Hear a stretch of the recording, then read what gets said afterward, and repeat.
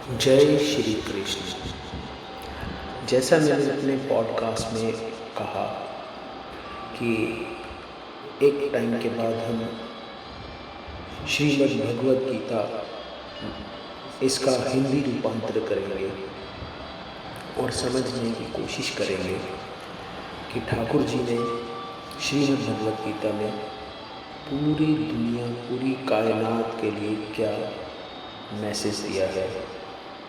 तो आज शुरू करते हैं श्रीमद् भगवद गीता, जो धर्म क्षेत्र कुरुक्षेत्र से शुरू होती है, जहाँ पर कौरव और पांडव दोनों आमने सामने खड़े हैं अपनी अपनी सेना लेके।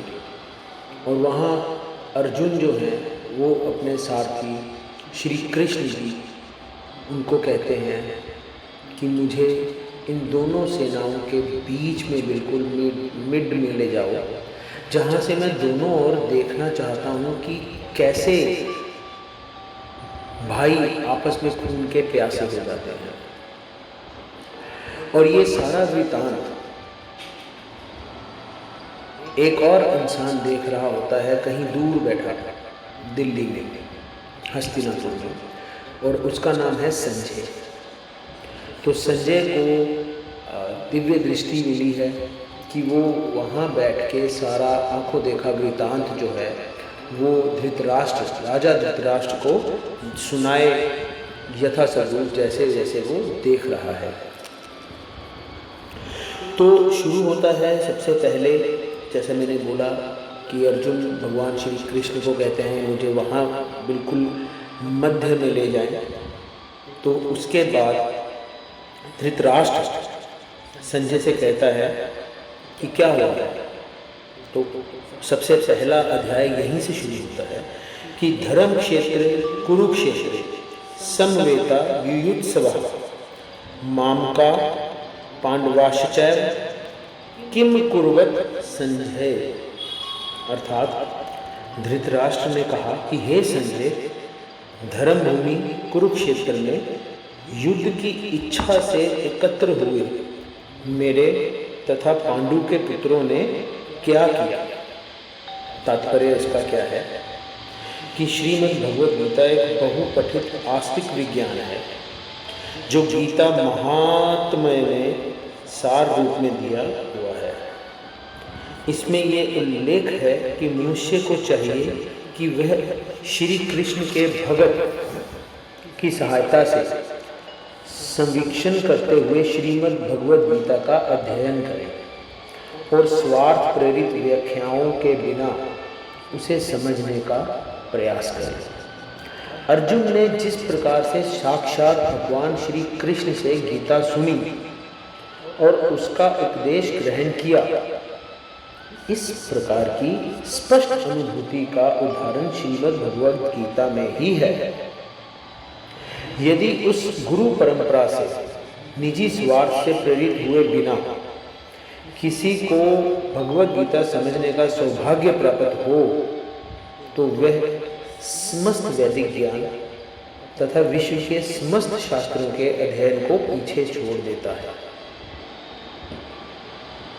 यहाँ पाठक को श्रीमद् भगवद गीता में न केवल अन्य शास्त्रों की सारी बातें मिलेंगी, अपितु ऐसी बातें भी मिलेंगी जो अन्यत्र कहीं उपलब्ध नहीं है। ये गीता का विशिष्ट मानदंड है। स्वयं भगवान श्री कृष्ण द्वारा साक्षात उच्चरित होने के कारण ये पूर्ण आस्तिक विज्ञान है। महाभारत में वर्णित धृतराष्ट्र तथा संजय की वार्ताएं इस महान दर्शन के मूल सिद्धांत का कार्य करती हैं। माना जाता है कि इस दर्शन की प्रस्तुति कुरुक्षेत्र के युद्ध स्थल में हुई, जो वैदिक युग से पवित्र तीर्थस्थल रहा है। इसका प्रवचन भगवान द्वारा मानव जाति के पथ प्रदर्शन हेतु तब किया गया जब वे इस लोक में स्वयं उपस्थित थे। बहुत बड़ी बात है, जब वो इस लोक में स्वयं उपस्थित थे। धर्म क्षेत्र शब्द सार्थक है क्योंकि कुरुक्षेत्र के युद्ध स्थल में अर्जुन के पक्ष में श्री भगवान स्वयं उपस्थित थे। कौरवों के पिता धृतराष्ट्र अपने पुत्रों की विजय की संभावना के विषय में अत्यधिक संदिग्ध थे। अतः इसी संदेह के कारण उसने अपने सचिव से पूछा कि उन्होंने क्या किया। वे आश्वस्त थे कि उनके पुत्र तथा उसके छोटे भाई पांडु के पुत्र कुरुक्षेत्र की युद्ध भूमि में निर्णयात्मक संग्राम के लिए एकत्रित हुए हैं। फिर भी उसकी जिज्ञासा सार्थक है। वे नहीं चाहता था कि भाइयों में कोई समझौता हो, अतः वह युद्ध भूमि में अपने पुत्रों की नीति के विषय में आश्वस्त होना चाह रहा था। चूंकि इस युद्ध को कुरुक्षेत्र में लड़ा जाना था, जिसका उल्लेख वेदों में स्वर्ग के निवासियों के लिए भी तीर्थ स्थल के रूप में हुआ है। अतः धृतराष्ट्र अत्यंत भयभीत था कि इस पवित्र स्थल का युद्ध के परिणाम पर न जाने कैसा प्रभाव पड़े। उसे भली भांति ज्ञात था कि इसका प्रभाव अर्जुन तथा पांडु के अन्य पुत्रों पर अत्यंत अनुकूल पड़ेगा, क्योंकि स्वभाव से वे सभी पुण्यात्मा थे। संजय श्री व्यास के शिष्य थे, अतः उन्हीं की कृपा से संजय धृतराष्ट्र के कक्ष में बैठे बैठे कुरुक्षेत्र के युद्ध स्थल का दर्शन कर सकते थे। इसलिए धृतराष्ट्र ने उससे युद्ध स्थल की स्थिति के विषय में पूछा। पांडव तथा धृतराष्ट्र के पुत्र दोनों ही एक वंश से संबंधित हैं, किंतु यहाँ पर धृतराष्ट्र के वाक्य से उनके मनोभाव प्रकट होते हैं। जानबूझकर अपने पुत्रों को कुरु कहा और पांडु के पुत्रों को वंश के उत्तराधिकार से विलग्न कर दिया। इस तरह पांडु के पुत्रों अर्थात अपने भतीजों के साथ धृतराष्ट्र की विशिष्ट मन स्थिति समझी जा सकती है। जिस प्रकार धान के खेत से अवांछित पौधों को उखाड़ दिया जाता है, उसी प्रकार इस कथा के प्रारंभ से ही ऐसी आशा की जाती है कि जहाँ धर्म के पिता श्री कृष्ण उपस्थित हों, वहाँ कुरुक्षेत्र रूपी खेत में दुर्योधन आदि धृतराष्ट्र के पुत्र रूपी अवांछित पौधों को समूल नष्ट करके युधिष्ठिर आदि नितांत धार्मिक पुरुषों की स्थापना की जाएगी। यहाँ धर्म क्षेत्र तथा कुरुक्षेत्र शब्दों की ऐतिहासिक तथा वैदिक महत्ता के अतिरिक्त यही सार्थक है। तो ये पहला वाक्य जो है वो धृतराष्ट्र ने संजय से पूछा। अब संजय क्या कहते हैं? वष्टातु पांडवानीकम व्यूढ़म दुर्योधनस्तदा आचार्य मुपसन्नमय राजा वचन मब्रवीत। अब इसका अर्थ है कि संजय कहते हैं, हे राजन, पांडु रूपी सेना की व्यूह रचना देखकर राजा दुर्योधन अपने गुरु के पास गया और उसने उनसे ये शब्द कहे। इसका तात्पर्य है कि धृतराष्ट्र तो जन्म से अंधे थे। दुर्भाग्यवश वे आध्यात्मिक दृष्टि से भी वंचित ही थे।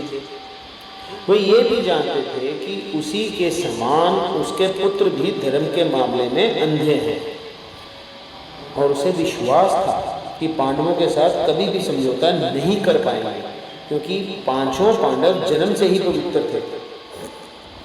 फिर भी उसे तीर्थ स्थान के प्रभाव के विषय में संदेह था। इसलिए संजय युद्ध भूमि की स्थिति के विषय में उसके प्रश्न के मंतव्य को समझ गए। अतः वह निराश राजा को प्रोत्साहित करना चाह रहा था। उसने उसे विश्वास दिलवाया कि उसके पुत्र पवित्र स्थान के प्रभाव में आकर किसी प्रकार का समझौता करने नहीं जा रहे हैं। उसने राजा को बताया कि उसका पुत्र दुर्योधन पांडवों की सेना को देखकर तुरंत अपने सेनापति द्रोणाचार्य को वास्तविक स्थिति से अवगत कराने गया।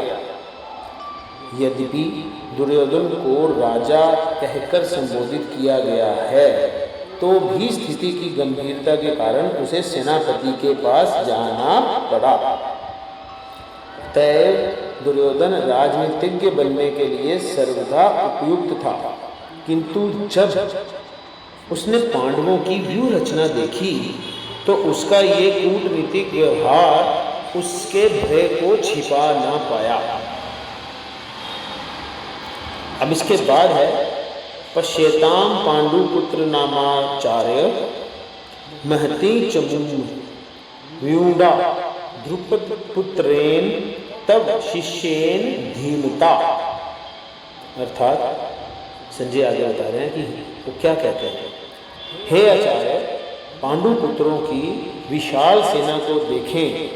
ये दुर्योधन अपने सेनापति से कह रहे हैं कि हे आचार्य, पांडुपुत्रों की विशाल सेना को देखें, जिसे आपके बुद्धिमान शिष्य द्रुपद के पुत्र ने इतने कौशल से व्यवस्थित किया है। अब इसका तात्पर्य है कि परम राजनीतिज्ञ दुर्योधन महान ब्राह्मण सेनापति द्रोणाचार्य, क्योंकि ये उनके कुलगुरु भी थे, के दोषों को इंगित करना चाहता था। क्यों? क्योंकि द्रुपद जो है वो भी उनके शिष्यों में से एक जाने माने शिष्य थे, और उसके पुत्र ने इतने कौशल से अपनी सेना को पांडवों के साथ व्यूह रचना में खड़ा किया, जिसे देखकर दुर्योधन भी हिल गया। अर्जुन की पत्नी द्रौपदी के पिता राजा द्रुपद के साथ द्रोणाचार्य का कुछ राजनीतिक झगड़ा था। इस झगड़े के फलस्वरूप द्रुपद ने एक महान यज्ञ संपन्न किया, जिससे उसे एक ऐसा पुत्र प्राप्त होने का वरदान मिला जो द्रोणाचार्य का वध कर सके। द्रोणाचार्य इसे भली भांति जानता था, किंतु जब द्रुपद का पुत्र धृष्टद्युम्न युद्ध शिक्षा के लिए उसको सौंपा गया तो द्रोणाचार्य को उसे अपने सारे सैनिक रहस्य प्रदान करने में कोई झिझक नहीं हुई। जब धृष्टद्युम्न, उसका नाम था धृष्टद्युम्न, कुरुक्षेत्र की युद्ध भूमि में पांडवों का पक्ष ले रहा था, तो उसने द्रोणाचार्य से जो भी कला सीखी थी उसी के आधार पर उसने यह व्यूह रचना की थी। दुर्योधन ने द्रोणाचार्य की इस दुर्लभता की ओर इंगित किया, जिससे वह युद्ध में सजग रहे और समझौता ना करे। इसके द्वारा वे द्रोणाचार्य को ये भी बताना चाह रहा था कि कहीं वे अपने प्रिय शिष्य पांडवों के प्रति युद्ध में उदारता ना दिखा बैठे, विशेष रूप से अर्जुन, जो कि उनका अत्यंत प्रिय एवं तेजस्वी शिष्य था। दुर्योधन ने ये भी चेतावनी दी कि युद्ध में इस प्रकार की उदारता से हार हो सकती है। अब आगे क्या है कि अत्र शूरा महेशवासा भीमार अर्जुन समा युद्धि युयुधानो विराटश्च द्रुपदश्च महारथा। अर्थात इस सेना में भीम तथा अर्जुन के समान युद्ध करने वाले अनेक वीर धनुर्धर हैं, यथा महारथी युयुधान, विराट तथा द्रुपद।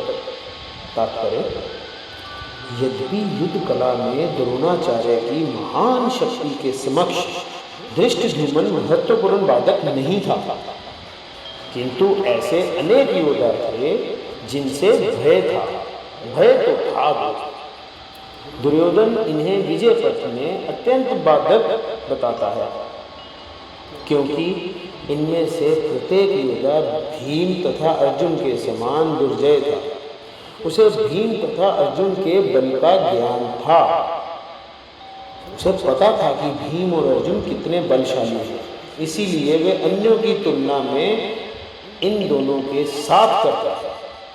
तो ये स्टार्टिंग के संवाद हैं अध्याय 1 के। इसको हम आगे कंटिन्यू करेंगे अपने अगले और अगले पॉडकास्ट में। 18 अध्याय है, तो हम समझने की कोशिश करेंगे कि भगवान श्री कृष्ण क्या संदेश देते हैं। जय श्री कृष्ण।